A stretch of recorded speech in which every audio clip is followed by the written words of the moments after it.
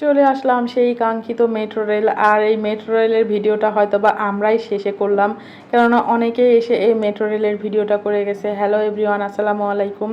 তো আপনাদের সাথে শেয়ার করছিলাম যে আমরা মেট্রো রেলে উঠবো, আর এই ঈদের সময় মেট্রো রেলে উঠে যে কী পরিমাণের আমরা মজা পাইছি। কেননা অন্য সময় কিন্তু আমরা শুনছি অনেক নাকি ভিড় থাকে, ভালোভাবে বাইরের দৃশ্য সেরকমভাবে মানে দেখা যায় না, আর অনেকে মানে পা দেওয়ার জায়গা থাকে না। তো আমরা এই জন্যই আমরা ঈদের মধ্যে আসছি, যে ঈদের মধ্যে মানুষজন যেহেতু ঢাকা ছেড়ে চলে গেছে, আর হচ্ছে ঈদের মধ্যে ভিড়ও কম থাকবে। তো যেটা আমরা ভাবছিলাম সেটাই হয়েছে। পুরা স্টেশন থেকে মানে আমরা একজন মানে আমরা দুইজনই উঠলাম। তো এখানে আমাদের একটা ভাইয়া মানে বলছিল যে এখান থেকে আপনারা দাঁড়ায় থাকেন।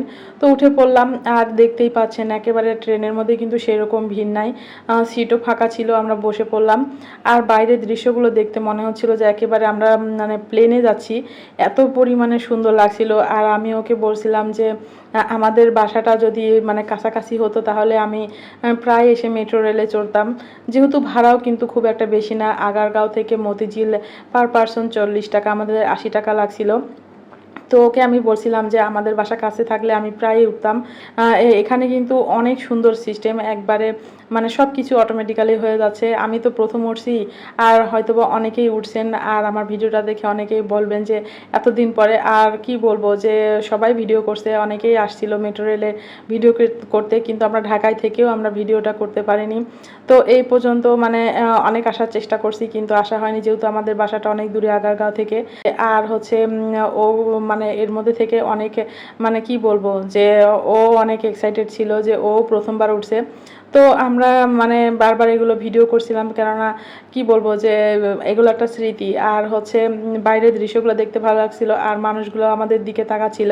আবার আমাদের দেখে দেখে অনেকেও আবার ভিডিও করছিল, ভালোই লাগছিল।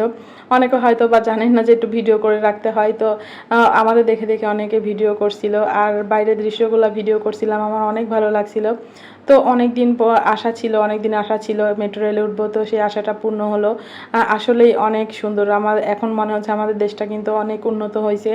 আর এই মেট্রো রেলটা আমি হচ্ছে চেন্নাইতে দেখছিলাম। তো এই বাংলাদেশে এরকম একটা হবে আমি কখনো কল্পনা করিনি।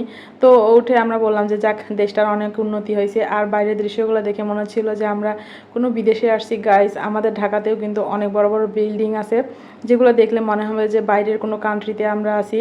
তো মানে কি বলবো যে আমরাও কোনো অংশে কম না। বাংলাদেশ কিন্তু বেশ মানে স্বয়ংসম্পন্ন একটা দেশ। তো এখন মানে কি বলবো, ভালো লাগছিল অনেক। তো অনেক এনজয় করলাম। আর আমরা কিন্তু মতিঝিলে নামবো, আর মতিঝিলে হচ্ছে নেমে আমরা যাব শাপলা চত্বরে। আর ও বলছিল যে তোমাকে শাপলা চত্বর দেখাবো, শাপলা চত্বরে ও থাকতো ওখানে, ওই এলাকাটা দেখাবে। তো আমরা নামলাম। আমাদের এই কথা ছিল যে আমরা এখান থেকে নেমে আবার হচ্ছে শাপলা চত্বরটা ঘুরে এসে আবার এখান থেকে আবার আমরা এই মেট্রো রেলে করে বাসায় যাব। তো পরবর্তীতে আমরা ডিসিশন চেঞ্জ করছি। তো সবাই ভালো থাকেন, সুস্থ থাকেন, আল্লাহ হাফেজ।